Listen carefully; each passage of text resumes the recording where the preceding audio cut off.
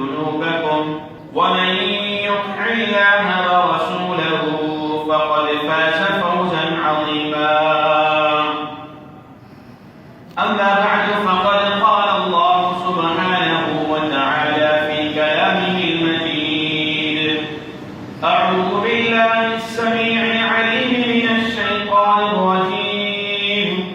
إنا أنزلناه في ليلة مباركة إنا كنا منذرين فيها يفرق كل أمر حكيم. سبحانك لا علم لنا إلا ما علمتنا إنك أنت العليم الحكيم. رب اشرح لي صدري. تعریف بزرگی، بڑائی، جلالت، کبریائی اللہ وحدہ لا شریک کی مقدس ذات کے لیے خاص ہوں، جو اللہ اس پوری کائنات کا یکتا خالق، مالک، رازق، مدبر الامور، دنیا والوں کی دنیا بنانے والا، رزق دینے والا، اولاد دینے والا، خوشی اور غم دینے والا، زندگی اور موت دینے والا ہے. انگن درود و سلام ہو امام الانبیاء، امام القبلتین، امام الحرمین، امامنا فی الدنیا، امامنا فی الآخرہ، احمد مجتبی محمد مصطفیٰ صلی اللہ علیہ وسلم کی ذات اقدس پر،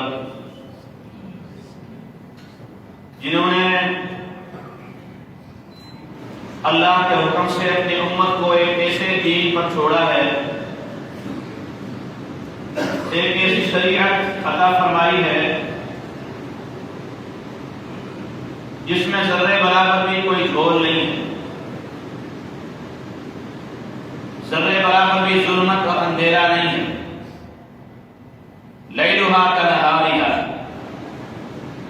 ایسا راستہ جس کی راتیں بھی دل کی طرح چمکتی ہوئی چمکدار ہے. عزیز بھائیوں اور بہنوں، جس مہینے کے اندر ہم چل رہے ہیں، ہجری لحاظ سے ہجری تقویم کا 8واں مہینہ شعبان، جس مہینے کی اہمیت، فضیلت اور مرتبت سے پہلے ایک بات ذہن میں رکھیں کہ ہمارے معاشرے کے اندر اس مہینے کے بارے میں افراد اور تفریق کا نظریہ ہے. یعنی بعض وہ افراد ہیں جنہوں نے اس مہینے کی عظمت میں من گھڑت روایات گھڑی، موضوع روایات بنائی اور ان روایات کو اللہ کے پیغمبر کی طرف منسوب کیا اور اس میں خاص عبادتیں شروع کر دی. اور ایک وہ گروہ ہے جو اس مہینے کے بارے میں ذرے برابر بھی نہیں جانتا کہ اسلام کا اس سے کوئی تعلق بھی ہے یا نہیں، دنیا اسلام کا کوئی عظیم کارنامہ اس مہینے میں ہوا بھی ہے یا نہیں، اور کیا اللہ کے پیغمبر نے اس مہینے کو کوئی خاص فضیلت بھی دی ہے یا نہیں، اس سے بھی غافل ہو. ہمارا راستہ درمیان کا راستہ ہے جو اللہ کے پیغمبر سے ثابت ہے، اور آپ کی توجہ سے انشاءاللہ ان دونوں افراد کے بیچ والا راستہ جو مستقیم راستہ ہے اور اس مہینے کے بارے میں جو صحیح اہل سنت والجماعت کا موقف ہے، اس کو آپ کے سامنے بیان کرنے کی کوشش کی جائے گی، تاکہ کوئی عمل کرنے والا اگر عمل کرتا بھی ہے تو صحیح جو ثابت اعمال ہیں وہ کرے. اور اس حوالے سے جو لوگوں کی پھیلائی ہوئی باتیں ہیں سوشل میڈیا پر بدعت کے وسوسے پھیلائے ہوئے ہیں، اس سے بھی انسان محفوظ رہ سکے. شعبان کا مہینہ اس مہینے کی اسلام میں خاص اہمیت اس طرح ہے کہ اس مہینہ یہ بہت ساری یادیں لے کر کے آتا ہے. اس مہینے کے اندر اسلام کے اہم امور سر انجام دیے گئے. ایک بات تو یہ ان میں پہلا معاملہ یہ ہے کہ جہاد جو فرض مسلمانوں پر ہوا تھا وہ اسی مہینے میں ہوا. سورہ بقرہ کی آیت نمبر 90 سے 190 سے لے کر کے 193 تک آپ پڑھیں گے تو یہ آیات اسی مہینے کے اندر نازل ہوئی. وَقَاتِلُوا فِي سَبِيلِ اللَّهِ الَّذِينَ يُقَاتِلُونَكُمْ وَلَا تَعْتَدُوا إِنَّ اللَّهَ لَا يُحِبُّ الْمُعْتَدِينَ. اے مسلمانوں اب تم لڑو ان لوگوں سے جو تم سے لڑنے کے لیے تیار بیٹھے ہوئے، لیکن تم ان پر زیادتی نہ کرنا. جتنا وہ تمہارے خلاف اقدام کریں تم اتنا ہی اقدام ان کے خلاف کرو. ظلم اور زیادتی اگر تم غالب کیا جاؤ پھر بھی نہ کرو. ان اللہ لا يحب المعتدین، اللہ تعالی زیادتی کرنے والوں کو پسند نہیں کرتا. وَاقْتُلُوهُمْ حَيْثُ ثَقِفْتُمُوهُمْ، اور ان لوگوں نے جب آپ کو اتنا تنگ کر کے، یہ اس کا پہلا میں وضاحت بیان کر رہا ہوں کہ ان لوگوں نے جب آپ کو مکہ سے تنگ کر کے اپنے گھر چھوڑنے پر مجبور کیا ہے اور تم نے گھر چھوڑے، اپنے بال بچے چھوڑے، اپنے کاروبار چھوڑے، سب کچھ چھوڑ کر کے تم نے ان کا شہر بھی چھوڑ دیا، ان کے راستے چھوڑ دیے، ان کی بازاریں چھوڑ دی اور اپنا بنا بنایا کاروبار ان کے حوالے کر کے تم مدینہ میں آ گئے، یثرب میں آ گئے. لیکن یہ لوگ پھر بھی پیچھا نہیں چھوڑ رہے، بار بار مدینہ کے ارد گرد سے گزرتے ہیں، دھمکیاں دیتے ہیں، اور اب ان لوگوں کو جہاں دیکھو وہاں پر قتل کرو. وَاقْتُلُوهُمْ حَيْثُ ثَقِفْتُمُوهُمْ، جہاں تم کو دیکھو مارو. وَأَخْرِجُوهُمْ مِنْ حَيْثُ أَخْرَجُوكُمْ، جس طرح ان لوگوں نے تمہیں نکالا ہے تم بھی ان کو نکال کے بھگاؤ. یہ ریئیکشن ہے، یہ ظلم نہیں ہے. پہلے جو انہوں نے کیا تھا وہ کرنے کے لیے تیار ہو جائیں. تو یہ آیات نازل ہوئی تھی اور ان آیات کے بعد اور اس سے پہلے اللہ کے پیارے پیغمبر صلی اللہ علیہ وسلم نے عبداللہ بن جحش کے ساتھ 12 لوگوں کا قافلہ بھیجا تھا وادی نخلا کے اندر. یہ 12 کے 12 کلہم من المہاجرین، یہ سارے کے سارے مہاجرین تھے. ان کے پاس 6 اونٹ تھے، ایک اونٹ پر 2 بندے سوار ہوتے تھے، تیر انداز تھے. یہ اللہ کا پیارے پیغمبر نے ان کو خط لکھ کر کے دیا تھا. یہ کوئی تفصیل بیان کرنے کا محل نہیں ہے. آپ نے خط لکھ کر کے دیا تھا، آپ نے کہا جاؤ فلاں جگہ پر، یہ راستہ لے کر کے جاؤ، 2 دن کا فاصلہ طے ہونے کے بعد اس خط کو کھول لیں. اس سے پہلے تمہیں کچھ نہیں پتا تم کہاں جا رہے ہو، تم کیا کرنے جا رہے ہو. تم جاؤ، یہ خط تمہارے پاس ہے، یہ راستہ سیدھا لے کر کے جاؤ. 2 دن جب تمہیں پورے ہو جائیں تو وہاں پر اس خط کو کھول لیں. قربان جائیں صحابہ کرام کے ایمان کہ صحابہ کرام نے یہ نہیں سوچا کہ اس خط میں کیا لکھا ہوگا. 2 دن اللہ کے پیغمبر نے فرمایا ہو سکتا ہے ہم آگے بھی بڑھ سکتے ہیں، ہو سکتا ہے پیچھے بھی آ سکتے ہیں. کیا کام تھا ہم پڑھ لیتے ہیں، اس کے بعد اس سے اچھا کام کر لیں گے، جلدی پہنچ جائیں گے. نہیں، اللہ کے پیغمبر کا فرمان ہے ایک مومن کے دماغ میں فٹ ہوتا ہے، اس کے ذہن کے موافق آ رہا ہے فبیہا ونعم، اچھی بات ہے. اگر نہیں آ رہا تو اس میں اس کے دماغ کا قصور ہے. اللہ کے پیغمبر کا فرمان اس کو سمجھ میں نہیں آ رہا، لیکن پھر بھی عمل کرنا ہے، عمل لازمی کرنا ہے کہ میں نے عمل کرنا ہے. انما كان قول المؤمنين اذا دعوا الى الله ورسوله ان يقولوا سمعنا واطعنا. مومن کو ہوتا ہے جب اللہ کی بات آ جائے، رسول اللہ کی بات آ جائے تو بہانے نہیں بناتا کہ ٹھیک ہے اللہ سے رسول کی بات تو ہے لیکن ہمارے امام کا قول پھر ایسا کیوں نہیں، ہمارے فقہ میں کیوں نہیں لکھا ہوا، ہمارے قاری صاحب اس کے خلاف کیوں بات کرتے ہیں. اتنے بڑے مدرسے چل رہے ہیں، اتنے بڑی جامعات چل رہی ہیں، وہ لوگ اس پہ عمل کیوں نہیں کر رہے. ایسی بات نہیں کرتا.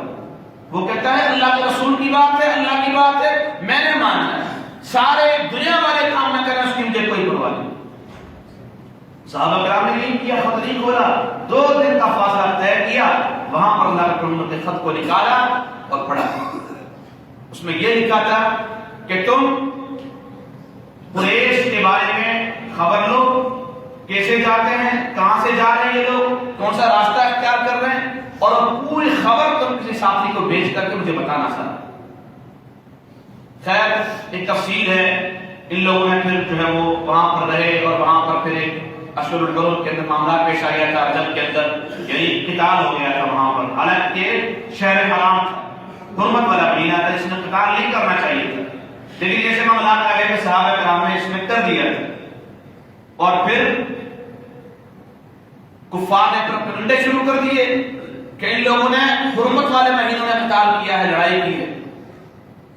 تو اس میں کے بعد اللہ نے جواب دیا یسألونک عن الشہر الحرام قتال فیہ. ایک پیغمبر یا پھر سوال کرتے ہیں کہ حرمت والے مہینوں میں قتال کرنا کیسا ہے؟ آپ جانتے ہیں حرمت والے مہینے 4 ذوالقعدہ، ذوالحج، محرم اور رجب کا مہینہ. میں قل قتال فیہ کبیر وصد عن سبیل اللہ وکفر بہ والمسجد الحرام واخراج اہلہ منہ اکبر عند اللہ.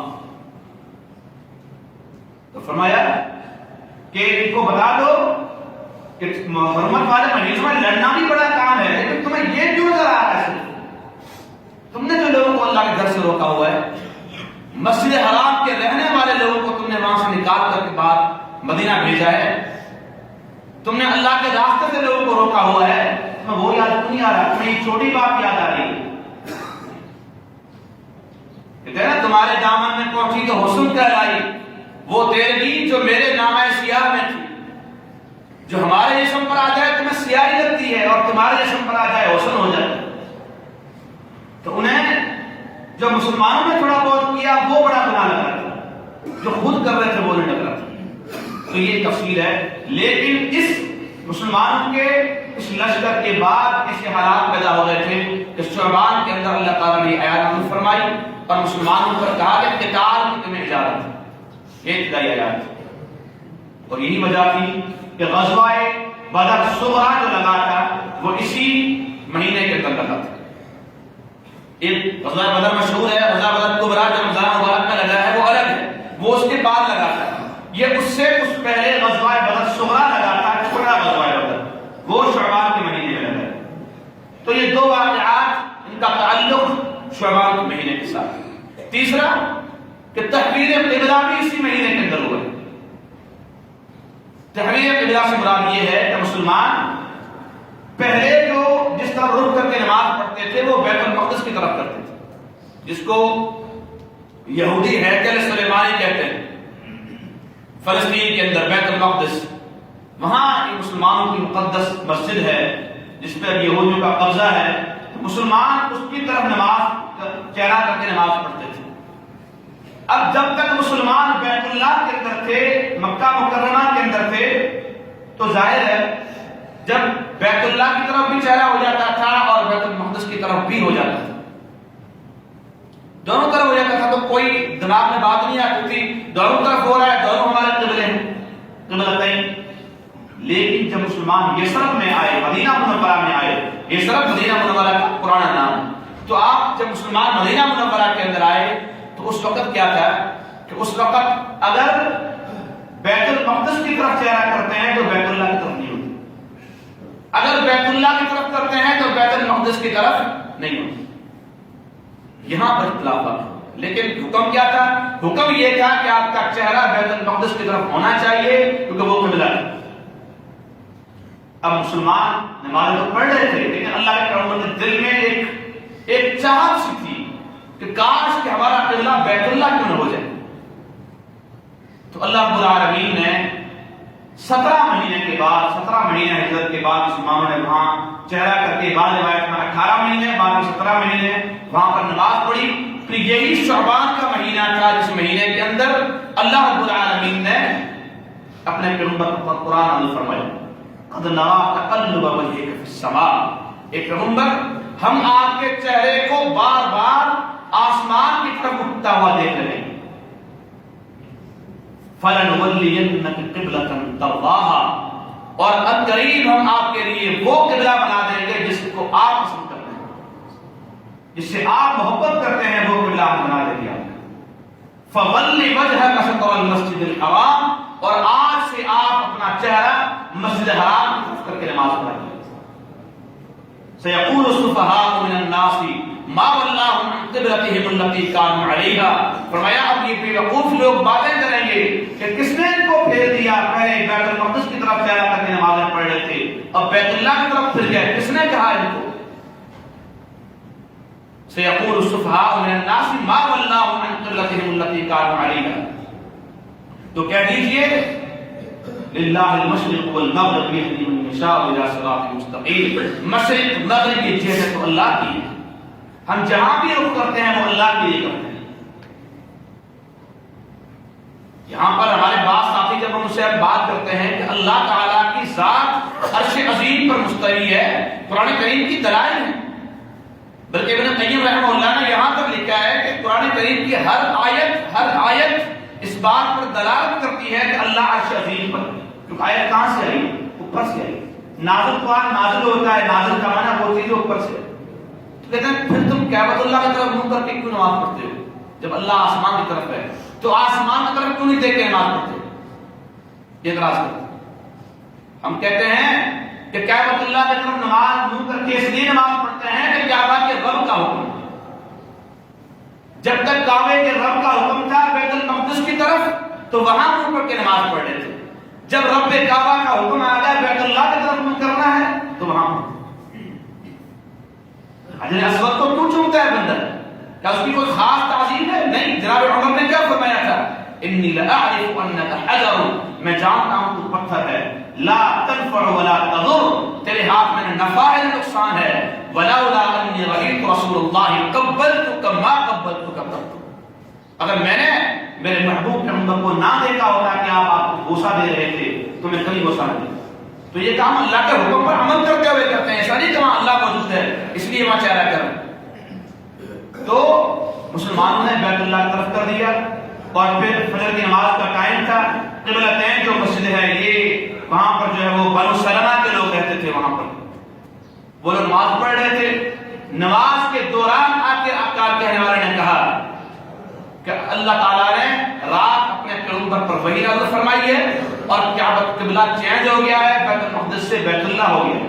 ان لوگوں نے نماز کے دوران چہرہ پھیر کر دیا، دوران نماز، اور یہ ایک ہی خبر تھی، خبر واحد تھی، یہ صحابہ کرام کا ایمان تھا پیغمبر کی بات پر۔ تو اب جاتے ہیں مسجد قبلتین، تو پہلے قبلے کی طرف بھی انہوں نے نشان بنائے ہوئے ہیں اور جو موجود ہے اس کی طرف بھی بنائے ہوئے ہیں۔ قبلتین مسجد نام سے مشہور ہے، ہمارے جامعہ اسلامیہ کے بہت قریب ہے وہاں سے۔ تو بات کر رہا تھا میں کہ یہ جو قبلہ تغییر قبلہ کا معاملہ پیش آیا ہے یہ بھی شعبات میں ہے،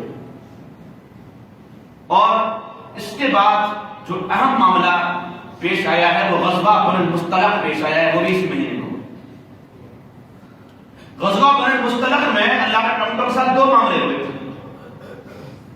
ایک معاملہ تو یہ ہوا تھا کہ منافقین نے بڑی سازش کی تھی اللہ کے پیغمبر کے خلاف، اور عبداللہ بن ابی نے یہ الفاظ کہے تھے کہ لئن رجعنا الى المدینہ لیخرجن الاعز منها الاذل، اس نے کہا تھا جب مدینہ واپسی جائیں گے تو مدینہ کے عزت والے لوگ مدینہ کے ذلیل لوگوں کو باہر نکال دیں گے۔ اس سے مراد کیا تھا؟ عزت والے سے مراد وہ خود تھے، کیونکہ وہ شروع سے مدینہ منورہ کے رہنے والے تھے، اور سے بخاری کی روایت کے مطابق یہ عبداللہ بن ابی وہ تھا کہ جس کے لیے مدینہ والوں نے سونے کا تاج تیار کر رکھا تھا، تاکہ اس کے سر پر رکھیں گے بڑی تقریر کر کے کہ آپ مدینہ کے معزز انسان ہیں۔ تاج بن گیا تھا، تیاریاں ہو گئی تھی کہ تقریر کرنی ہے، اور ارد گرد کے حجاز کے تمام معززین کو بلا کر کے عبداللہ کے سر پر تاج رکھنا ہے۔ اسی سنا میں اللہ کے پیغمبر مدینہ میں آئے۔ جب اللہ کے پیغمبر آئے تو لوگ بھول گئے عبداللہ کا سردار کون ہوتا ہے۔ سردار عبد المطلب کا بیٹا تھا، اللہ کے پیغمبر تھے۔ جب آپ آئے تو وہی عبداللہ بن ابی کے خاندان کے لوگ، وہی بچیاں طلع البدر علینا من ثنیات الوداع، یہ اشعار پڑھ رہے ہیں، اللہ کے پیغمبر کا استقبال کر رہے ہیں، جوک در جوک آ کر مسلمان ہو رہے ہیں۔ سرداری ساری بھول گئی اس کی، وہ وہیں پر رہ گیا، اس کو بڑا غصہ تھا، وہ وقت دیکھ رہا تھا، موقع دیکھ رہا تھا مسلمانوں سے انتقام لینے۔ تو اس نے عصبیت پھیلا رکھی تھی کہ یہ لوگ باہر سے آنے والے، نمازیں ہمیں یہ لوگ پڑھائیں، آگے مصلی پر یہ کھڑے ہوں، اذانیں یہ لوگ دیں، ہمارے فیصلے یہ لوگ کریں، حالانکہ یہ باہر سے آئے ہوئے، ہم تو یہاں کے رہنے والے ہیں، تو لہذا ہمارا حق ہے کہ ہم یہاں پر سارے کام کریں۔ اور پھر اس نے کہا، اس نے یہ کارڈ کھیلا، مدینہ کارڈ کھیلا، اپنے شہر کا کارڈ کو کھیلا، اور اس نے کہا کہ اب ہم عزت والے ہیں، ذلیلوں کو نکال باہر پھینکیں گے۔ ایک یہ واقعہ ہوا، اور اس نے اپنے ساتھیوں کو اس غزوے سے جانے سے منع کر دیا تھا۔ اللہ اکبر۔ اللہ رب العالمین نے پیغمبر کو اس کی بات جو تھی وہ قرآن میں بتا دی، سورۃ المنافقون یقولون لئن رجعنا الى المدینہ لیخرجن الاعز منها الاذل۔ اللہ نے فرمایا وللہ العزۃ ولرسولہ وللمؤمنین ولکن المنافقین لا یفقہون۔ اللہ نے فرمایا حقیقی عزت تو اللہ کی ہے، اللہ کے رسول کی ہے، اہل ایمان کی ہے، منافقوں کو کیا پتا۔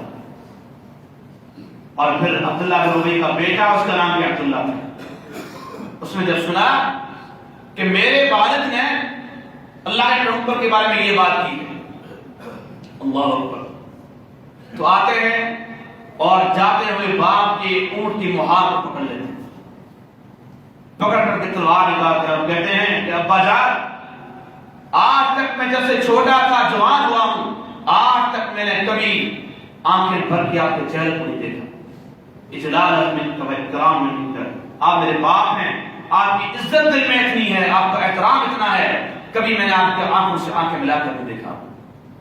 لیکن آج بات رسول اللہ کی حرمت کی آ گئی ہے، آپ نے رسول اللہ اس کے صحابہ کو ذلیل کہا ہے، نعوذ باللہ، اپنے آپ کو عزت والا کہا ہے۔ اللہ کے پیغمبر جب تک اجازت نہیں دیں گے یہاں پر روک کے رکھوں گا، اور اگر آپ کا حکم آئے گا آپ کی گردن اڑا دوں گا۔ لوگوں نے اللہ کے پیغمبر کو بتایا کہ یا رسول اللہ، عبداللہ یہ اس طرح کی بات ہے کہ میں عبداللہ چھوڑ دوں، لوگ کہیں گے محمد اپنے ساتھیوں کو مروا رہا ہے، قتل کروا رہا ہے، آپ چھوڑ دیں۔ یہ باتیں پیش ہو جائے، منافقوں نے یہ باتیں کی تھی۔ دوسرا واقعہ انہوں نے ہاتھ سے جانے نہیں دیا، وہ یہ تھا کہ سیدہ عائشہ رضی اللہ عنہا اسی واقعے اسی مہینے کے اندر شعبان کے اندر سیدہ عائشہ رضی اللہ تعالی عنہا، کیونکہ اونٹ پر ایک مخصوص قسم کا ایک چیز رکھا کرتے تھے، ڈبہ ٹائپ کا، اس میں عورتیں بیٹھتی تھی، اور ویسے بھی سیدہ عائشہ کی عمر بھی چھوٹی تھی، اور عورت میں بنسبت مردوں کے اتنا وزن بھی نہیں ہوتا۔ اللہ کا پیغمبر کیا فرما رہے ہیں ایک سفر کے اندر جب غلام اونٹوں کو بھگا رہا تھا، مہلا مہلا بالقواریر، میرے صحابی آپ یہ شیشوں کو توڑنا چاہتے ہیں، آپ نے عورتوں کو شیشہ قرار دیا، نازک صنف ہے، صنف نازک۔ سیدہ عائشہ رضی اللہ تعالی عنہا فرماتی ہیں کہ میں وہاں سے وہ نکلی اور ان کی آنکھ لگ گئی، بلکہ قضاء حاجت کے لیے گئی تھی۔ لوگوں نے کیا کیا کہ لوگوں نے وہ جو تھا وہ اٹھا کر کے ہدایت جو تھا وہ اٹھا کر کے اونٹ پر رکھ دیا اور اونٹ روانہ ہو گئے۔ سیدہ عائشہ رضی اللہ تعالی عنہا کا حال گم ہو گیا۔ سیدہ عائشہ وہاں ٹھہر گئی، رک گئی، صحابی کی فکر انہوں نے دیکھا اور گھروں کو بٹھا کر کے لے آئے، قریبی تھے لوگ، لیکن منافقوں نے پھر پڑھنا شروع کر دیا اور نعوذ باللہ سیدہ عائشہ پر برا الزام لگایا۔ یہی سوال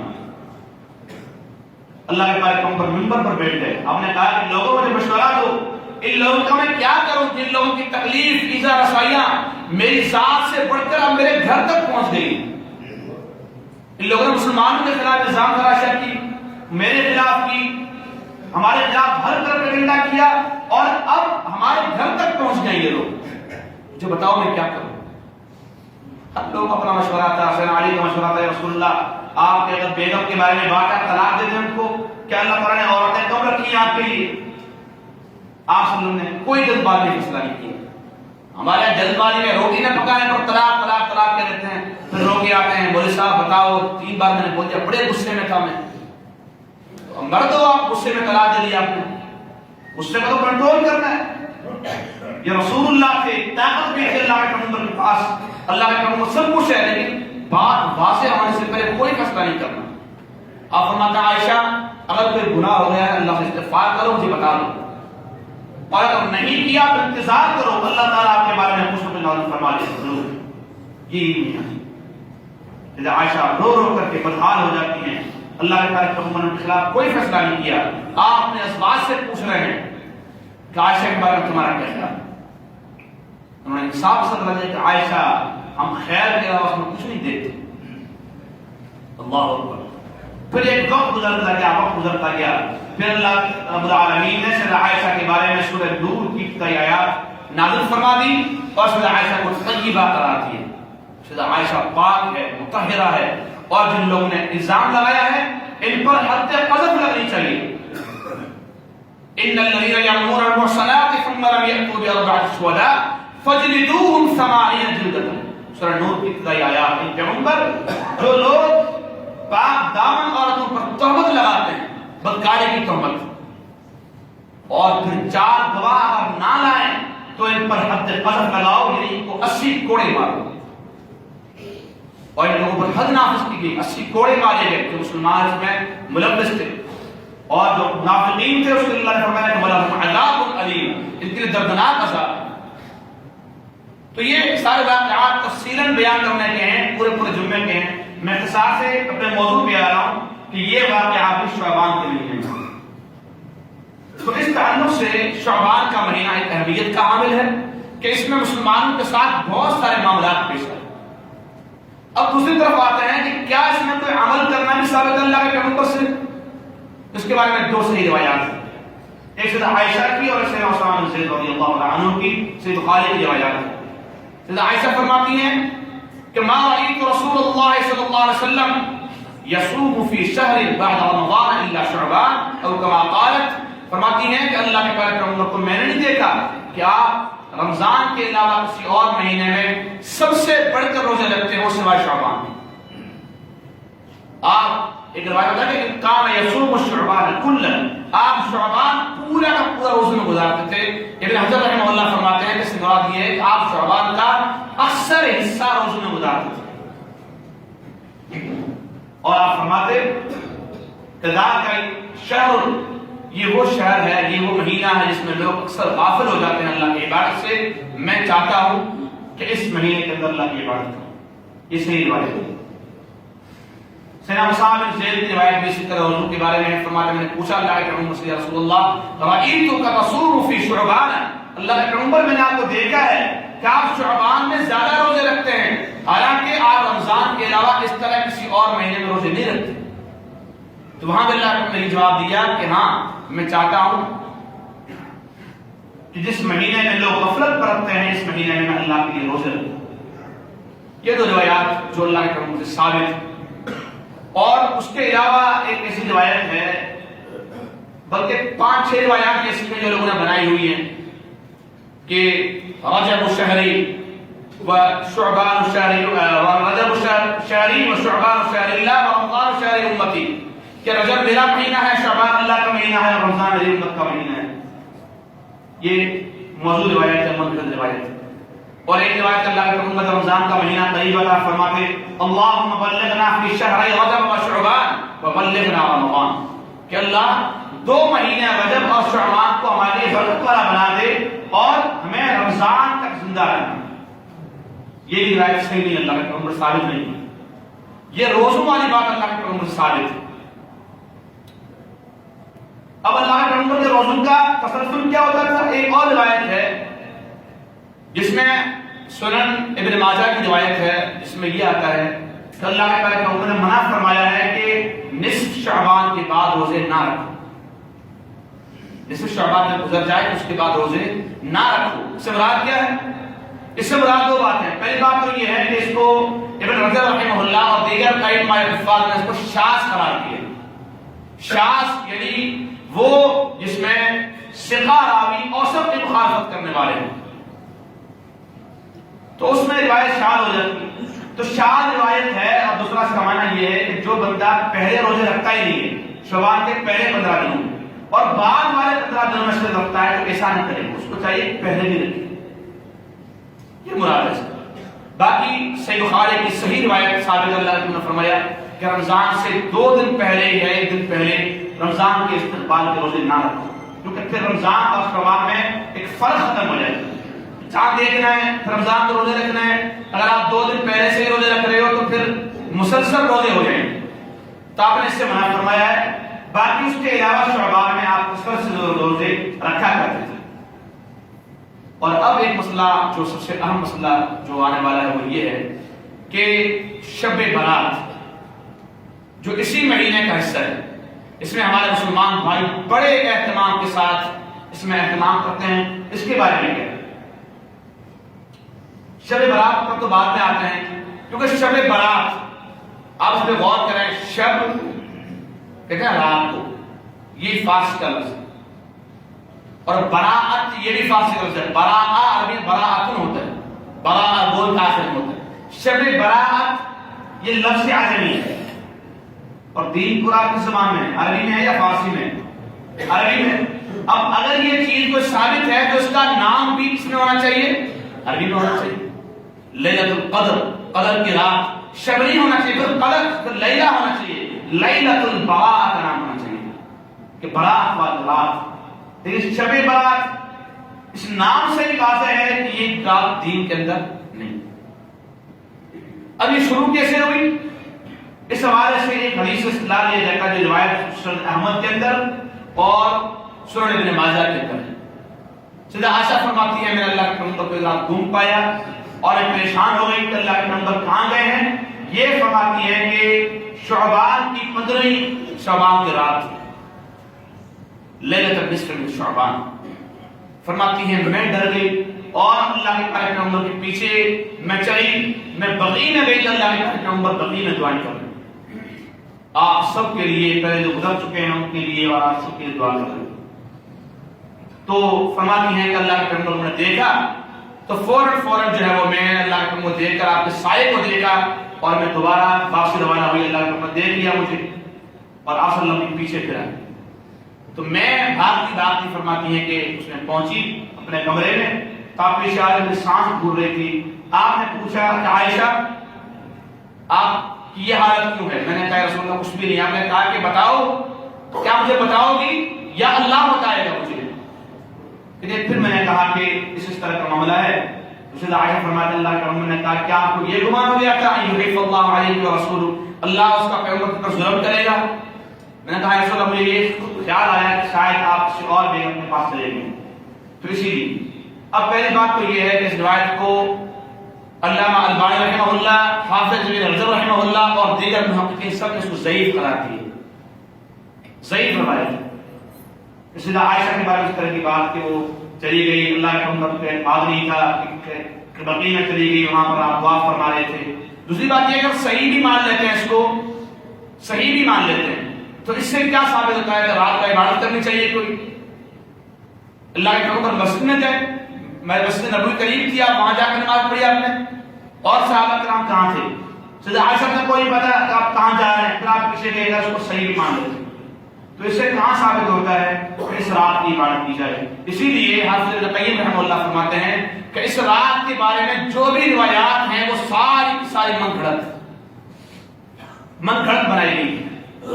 اور ایک روایت جس روایت کو بعض علماء نے حسن درجے کا کہا ہے وہ یہ ہے کہ اللہ تعالیٰ اس رات کو لوگوں کے اعمال اللہ کے ہاں پیش ہوتے ہیں اور اللہ تعالیٰ ہر انسان کو معاف کر دیتا ہے سوائے مشرک کے اور اس بندے جس کے دل میں کسی مسلمان کے لیے کینہ اور عداوت، اس کو معاف کر دیتا ہے. اس روایت کے بارے میں بھی اکثر علماء ضعیف کہتے ہیں. اس کو اگر صحیح مان بھی لیا جائے تو اس سے مراد کیا ہے؟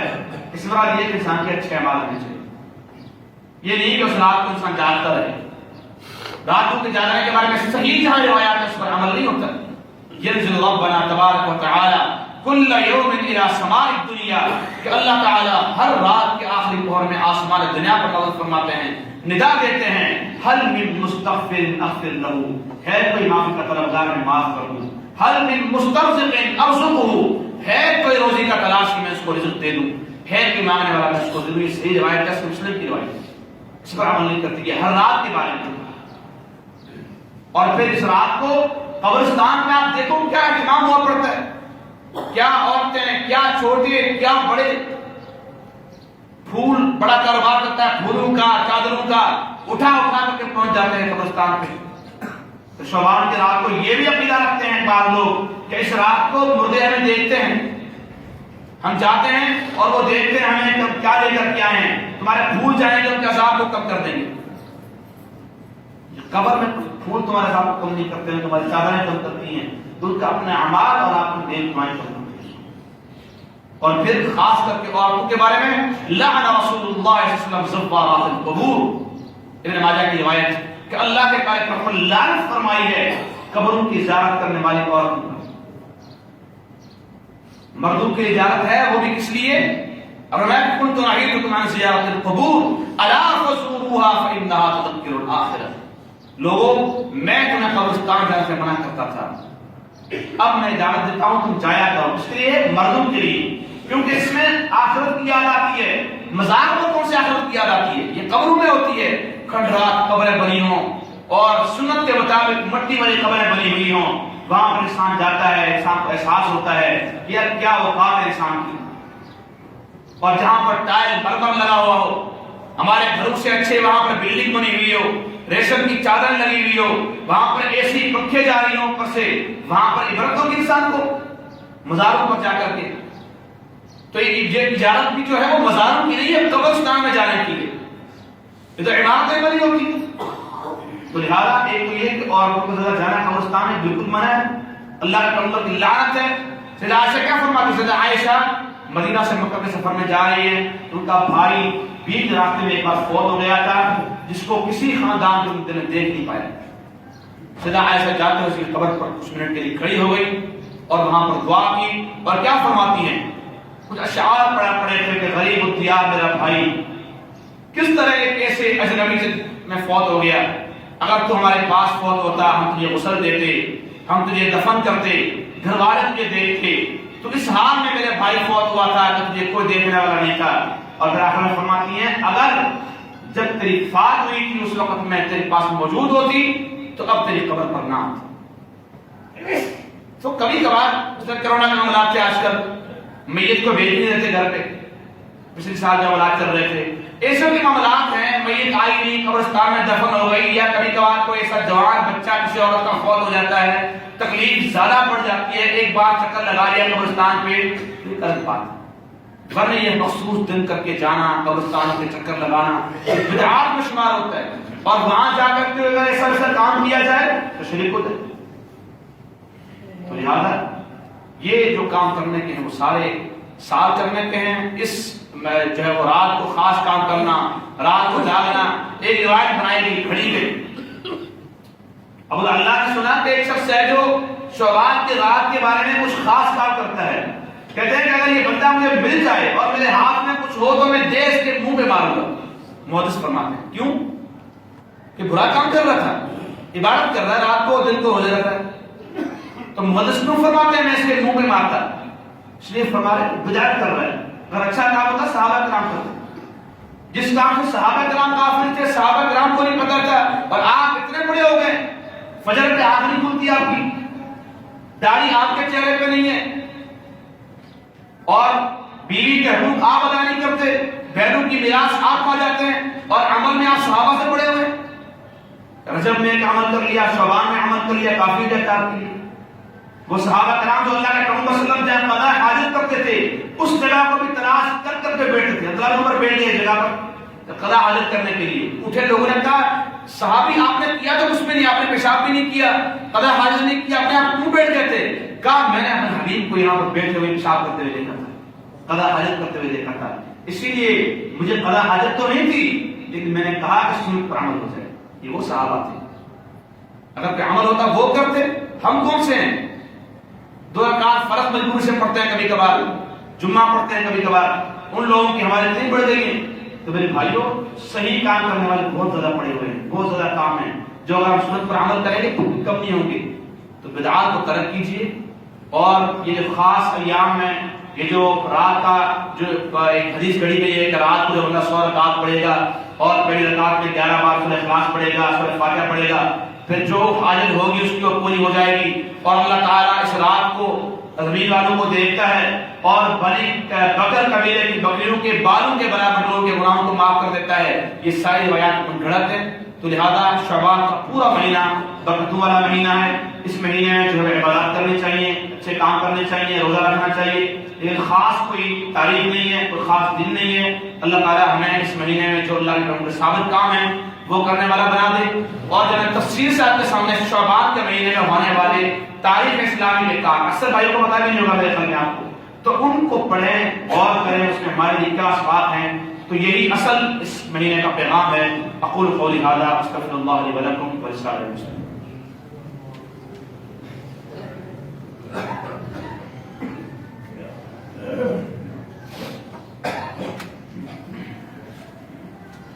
إن الحمد لله نحمده ونستعينه ونستغفره ونعوذ بالله من شرور أنفسنا ومن سيئات أعمالنا من يهده الله فلا مضل له ومن يضلل فلا هادي له ونشهد أن لا إله إلا الله وحده لا شريك له ونشهد أن محمدا عبده ورسوله. اللهم صل على محمد وعلى آل محمد كما صليت على إبراهيم وعلى آل إبراهيم إنك حميد مجيد. اللهم بارك على محمد وعلى آل محمد كما باركت على إبراهيم وعلى آل إبراهيم إنك حميد مجيد. ربنا ظلمنا أنفسنا وإن لم تغفر لنا وترحمنا لنكونن من الخاسرين. یہ بات بھائی نے دعا کا کہا ہے. اس سے پہلے سے ایک بات نظر میں آ رہی ہے، وہ یہ ہے کہ قضائے جو روزے ہمارے قضا ہو جاتے ہیں رمضان مبارک کے اندر رہ جاتے ہیں بیماری کی وجہ سے، خاص کر کے بالخصوص عورتوں کے روزے رہ جاتے ہیں کیونکہ حمل کی وجہ سے یا بچے کو دودھ پلانے کی وجہ سے یا بیماری کی وجہ سے. تو اب اس بارے میں یہ اختلاف ہوتا ہے کب رکھے جائیں. تو اس میں فقہاء کرام کا اختلاف ہے. بعض کا یہ کہنا ہے کہ بھئی رمضان کی بات فوری رکھنا ہے، جب بھی موقع ملے تو پہلے پہ رکھنا ہے کیونکہ فرض ہے.